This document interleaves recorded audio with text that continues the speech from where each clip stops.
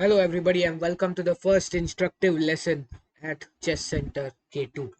Today we are going to be learning about the Ruy Lopez opening for white. So before we start, the Ruy Lopez opening has been played since a long time, and in this video I'm going to be showing you the main lines, the tips, and how to play the Ruy Lopez with the white pieces. So let's get started. So first of all, we start with e4, e5, knight f3, and knight c6. So this is a very common position every chess player must have seen and also must have played.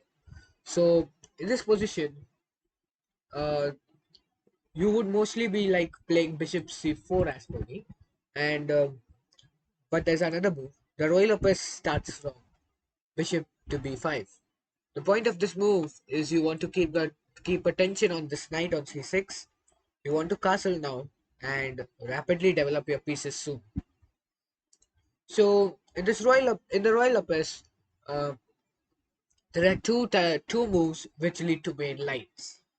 One is a very boring and a very positional and solid knight f6, which is the Berlin defense, and another is a very tricky, can be called a tricky and also solid one, a6, known as the Morphy defense also.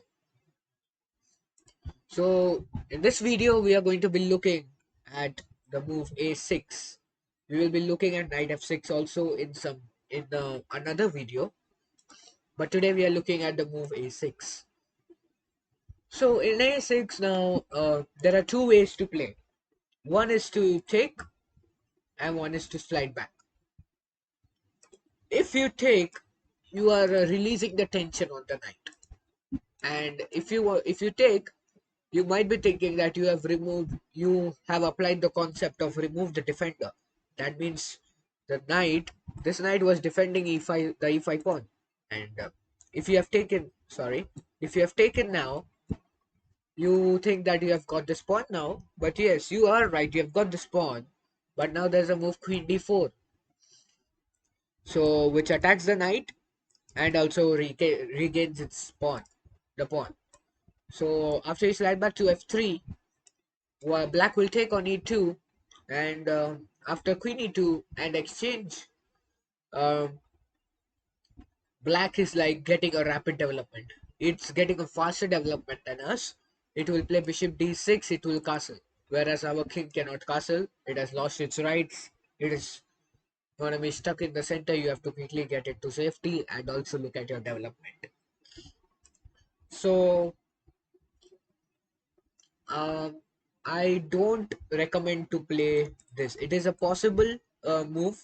It is not that bad. It's not losing, uh, but I don't recommend this. Uh, the main theory behind a6 for white is to like slide back. You want to keep the tension on this knight, and whenever you need, you can get this bishop to b3 and look for putting pressure on the f7 pawn also in the future. So here, after a6 and bishop a4, uh, black will mostly like to play knight f6, the main line after a6. And there are so many games in the database, and as per chess.com, there are 66,000 games um, in this particular position. So here, black has played knight f6 developing and also attacking the e3, e4 pawn. So what you want to do? Do you want to play d3 and defend this pawn and stay solid, or you want to look for some open position, or like want to play a bit like ambitiously? D3 is a possible move, but it is like a close position, and in the middle games you are going to like take some time, I think. Like as for me, whenever I have played like d3, I have like taken a lot of time in the middle game to like look into the position, like and think about the variation and the moves. So I stopped playing d3 in this position, and mainly the I have started castling. So the move of castling is like, okay, you have brought the king to safety. You have activated this rook, and you have sacrificed the e4 pawn. And now there are two ways to play for white. One is to play rook e1, attack this knight, attack this. Sorry, not d6.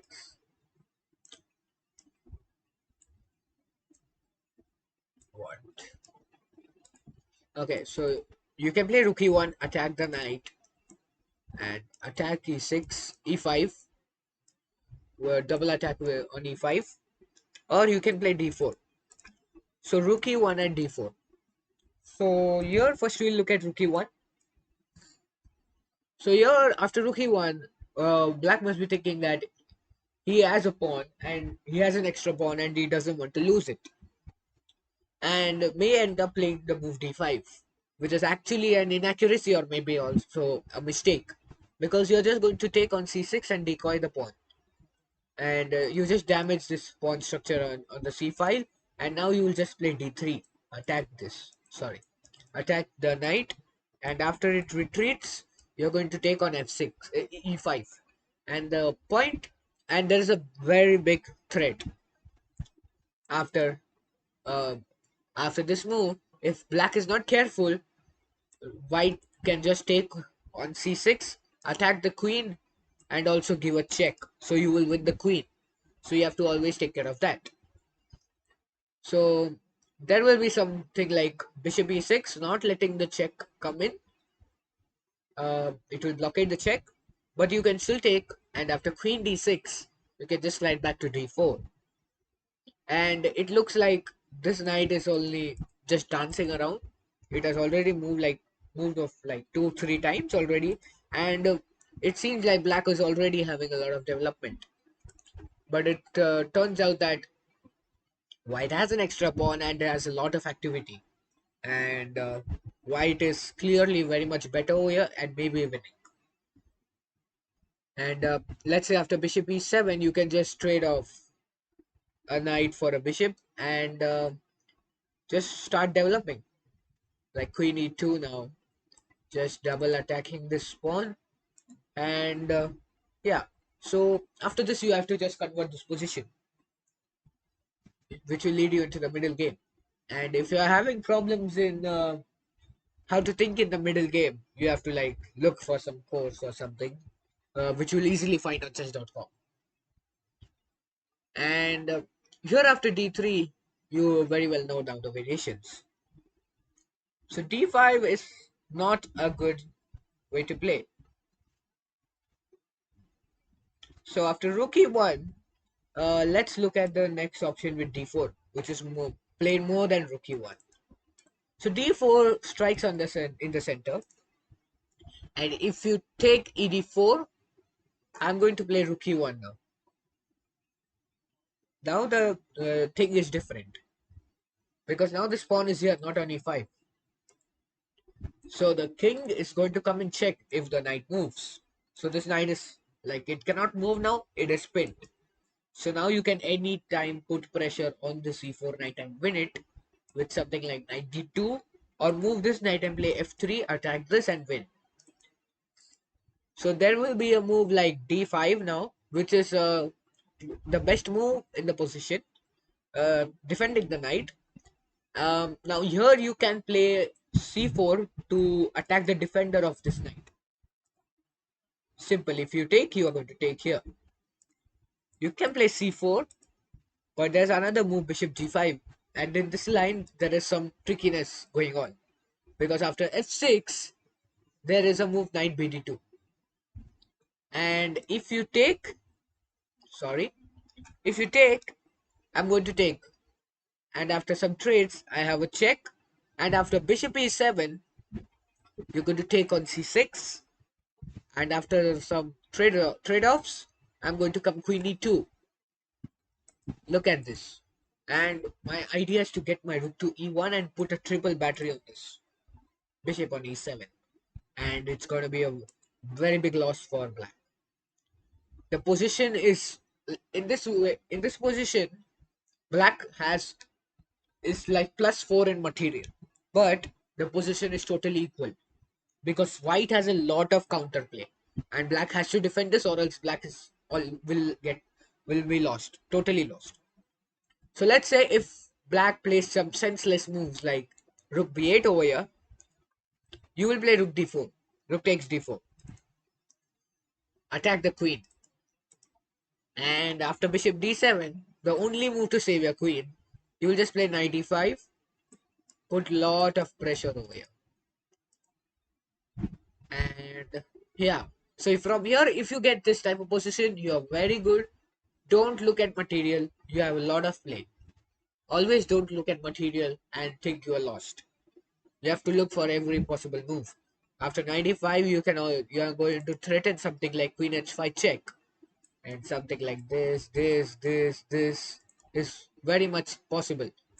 Queen f7 would be a mate, like a type of a scholar's mate pattern, and something like that. So this is going to be a very good position if black does something like this. But there are a lot of defenses after f6, and if you even play 92. So I don't want to play some. There are a lot of defenses which I also need to analyze deeply, and you have to also analyze it. So here I would like. There's another move to take on d4 actually, because if you take, it just takes. You win a piece back because it attacks the queen. If you take, it's more trouble because you after bishop d7 you will just take, and after oops not queen b8, come on, and after you take, it looks like black is +1 in the in material, but white has the major piece majority, whereas because white traded a minor piece for a major piece. So after queen a8, you are very good in this position. f3 just wins the knight. Look for these tactics. Bishop c5 check, king h1. Simple. Nothing to try for. Black will be lost almost here. It's not lost because the position is equal still. Because after castles, fe4, you're going to have something bishop f2. Just attack here. And you might be thinking like, what if rook f1, something like rook f1? That's going to be bishop to b5. And this just traps the rook. You cannot take. So this just traps the rook, and after knight c3, there's no way to stop it. c4 will just sacrifice another pawn. Why you want to sack a rook and a pawn? So black will just get back its major piece, like its piece imbalance. It will equalize the imbalance. So after bishop f2, you have to look something like rook e2. And now with bishop b5, you're going to have rook d2 here, I think. Or is rook d2 possible? Or knight c3 actually. Because if you take, I'm going to take with my queen, and the position, the material is totally equal, and it's a bishop versus a knight, but white has a lot of activity still, better than black. Position is equal, and this bishop is not moving anywhere because it's protected, and you have to look for some advantage here. You have to just like, it's mostly going to be a draw if both sides play accurately from here. So let's now go back. After rook a1, d5, bishop g5 is there. So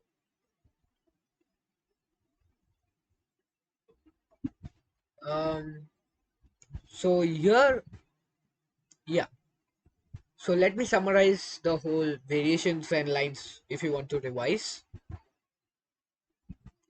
Let me just play through everything here. And 4 d4 So d4. Now let's come to this variation now. D4, there's a move b5. Attack. Attacking your bishop. You will slide back here now. Only move. Put pressure on f7. And after d5, defending. I mean, like, just defending your knight. You will just take on e5. And after bishop e6, we're going to play knight d2. Knight c5, c3, takes. And bishop b5, a6. Bishop c6, 95. Just a second, guys. Yes. So here, instead of castling, there's a move d4. No, sorry. Okay, I think I have lost my position because there's a lot of analysis. So, if you found this lesson instructive, please do like this video, subscribe to the channel. Part 2 of this Ruy Lopez lessons relating to the Berlin defense will be coming soon, and you can try these variations, practice it in games. You can try out the Ruy Lopez. It's a very good opening, and I will see you in my next video. And if I missed out something in these variations, you can obviously comment. So I'll see you in my next video, guys, and bye.